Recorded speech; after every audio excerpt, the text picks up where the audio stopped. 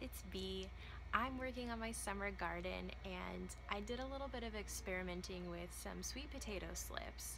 I looked in every nursery and I could not find any, so I'm like, you know what, I'm just gonna grow them myself. It seems to be pretty easy, and so I did, and I tried 4 different ways and wanted to share with you the results. Yes, that is a tortoise in the background. Method number 1, the absolute easiest, lazy way to grow sweet potato slips. I just left these organic sweet potatoes in my produce bin, and everyone who comes to my house thinks I'm doing some kind of science experiment. But these grew great little slips. You can see the potato isn't like rotten or nasty. I mean, it doesn't look great, but it's all right. It's all right. And there's actually a couple in here. And I should have probably planted these a while ago or sprouted them a while ago. So these will need to be put in water and sprouted. These sweet potatoes, I started them all at the same time. I should have dealt with them weeks ago. I'm gonna say these have probably been sitting for about 8 weeks, so it's been a while. I've got one more in there that's sprouting as well. So I will take those and I will sprout them in water so that they have roots, and then we'll go ahead and plant them. But this is method number 1. It took absolutely no effort. I just left them. You can see this one's a little bit shriveled up, you know, probably wouldn't taste very good, but it grew some great little slips for my garden. Method number 2. Not super happy with the results. I didn't want to have some gross jars of water sitting out, and I read and I heard that you don't have to use water to sprout sweet potato slips. Some suggestions were to cut them in half and put them in a little bit of dirt and keep the dirt relatively moist, which I did. Right now it's pretty dried out. You can see I had some results.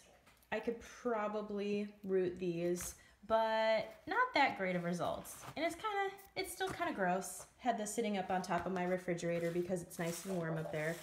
I did forget to keep it perfectly moist, so this wasn't my favorite either.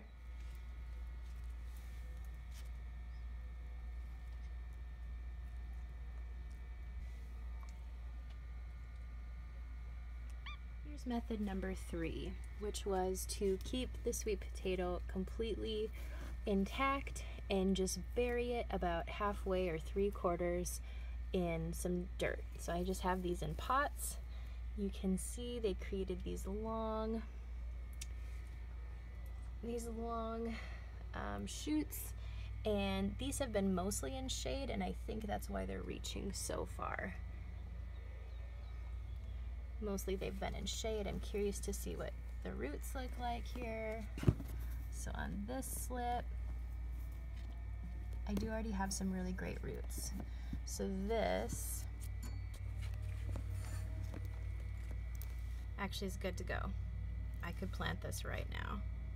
Just separate it and plant it, but not quite ready to do that, so I'm gonna put it back, keep it safe for a little bit, and I imagine the other one is similar.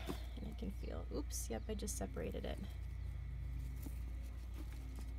That little guy, he has some roots, so he's probably already good to go. I'm just gonna cover that back up for now. And again, this has been mostly shade, covered about halfway to 3/4 with dirt. You can see these huge vines. I'm glad that they're already rooted because it might be hard to root these huge things. Onto the final method, and this is definitely my favorite. Holy moly, look at all this. So this was just one potato.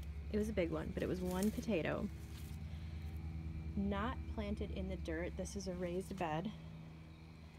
It's set on top of the dirt and buried with mulch, which consists of decaying leaves, some straw, some wood chips.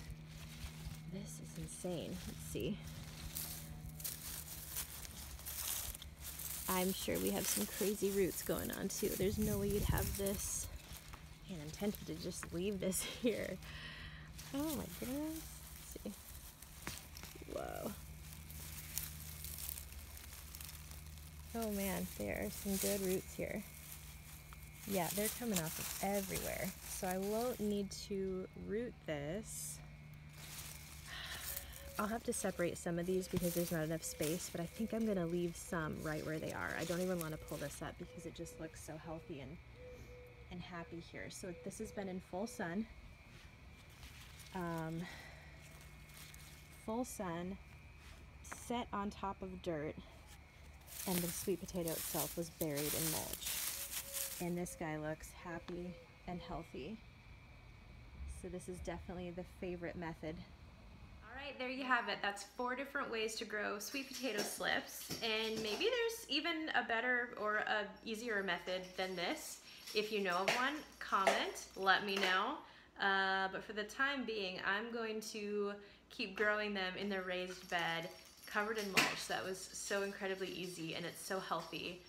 I can't even believe how easy that was. So good luck with your summer garden. Stay cool out there. Until next time. A very tiny little kitty cat that wants some attention. There's another one.